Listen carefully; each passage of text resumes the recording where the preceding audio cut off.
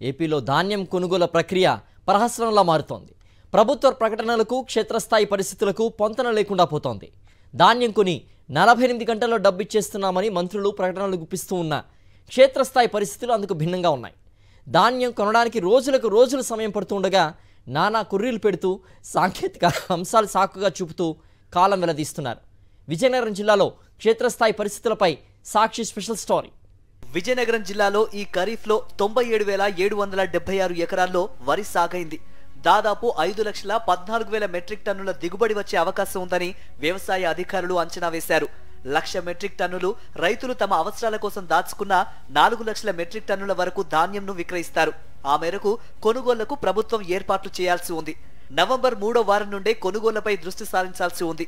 కానీ డిసెంబర్ మొదటి వారం గడిచిపోయినా సర్కారు ఎలాంటి ప్రయత్నాలు చేయలేదు. గత ప్రభుత్వం ధాన్యం ప్రైవేటు వ్యాపారుల చేతికి వెళ్లకుండా ప్రతి గింజ ఆర్బీకేల ద్వారా కొనుగోలు చేసింది.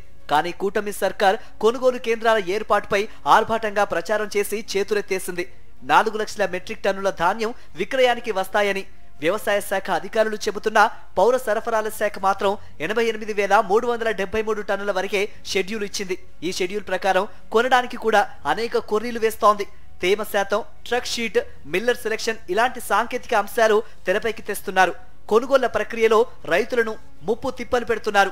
ఈరోజు ప్రభుత్వం ఆర్భాటంగా ధాన్యం కొనుగోలు కేంద్రాలను ప్రారంభించి రైతుకి న్యాయమైన మద్దతు ధర అందజేస్తామని చెప్పేసి ప్రకటనలు అయితే మంత్రుల దగ్గర నుంచి ముఖ్యమంత్రి వరకు చేస్తున్నారు.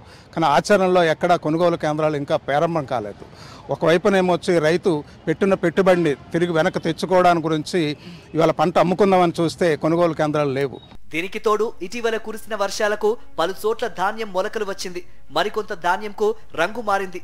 వీటి విషయంలో ఇప్పటి వరకు ప్రభుత్వం ఎలాంటి స్పష్టత ఇవ్వలేదు.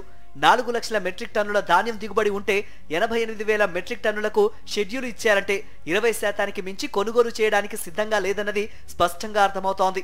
ఈ పరిస్థితిలో రైతులు అనివార్యంగా దళారుల దగ్గరికి పోతున్నారు. దళారులు తగ్గించి ఈరోజు కొంటున్నారు. దానివల్ల రైతులు తీవ్రంగా నష్టపోతున్నారు. అలాగే ఈ క్రాప్లో కౌలుదారులు నమోదు చేయకపోవడం వల్ల పెద్ద ఎత్తున కౌలుదారులు కూడా ఈరోజు తక్కువ అమ్ముకొని దళారులకు ఇచ్చుకోవాలని పరిస్థితి ఉంది. అందుకు జిల్లా యంత్రాంగం ఇక్కడైనా స్పందించి వెంటనే కొనుగోలు కేంద్రాలు తెరిచి రైతులు ధాన్యం కొనుగోలు చేయాలా. ఇక కొనుగోలు కేంద్రాలు ఓపెన్ చేసి ప్రతి గింజ కొంటామంటున్న కూటమి సర్కారు మాటలు వట్టివేనని తేలిపోయింది. ఇంత జరుగుతున్నా ఇప్పటి వరకు ఎవరూ కల్లాల దగ్గరకొచ్చే పరిస్థితి లేదు. 6 గాలం శ్రమించి పండించిన పంటను అమ్ముకోవడానికి కూడా అష్ట కష్టాలు పడాల్సి వస్తోందని అన్నదాతలు ప్రభుత్వ తీరుపై ఆగ్రహం వ్యక్తం చేస్తున్నారు.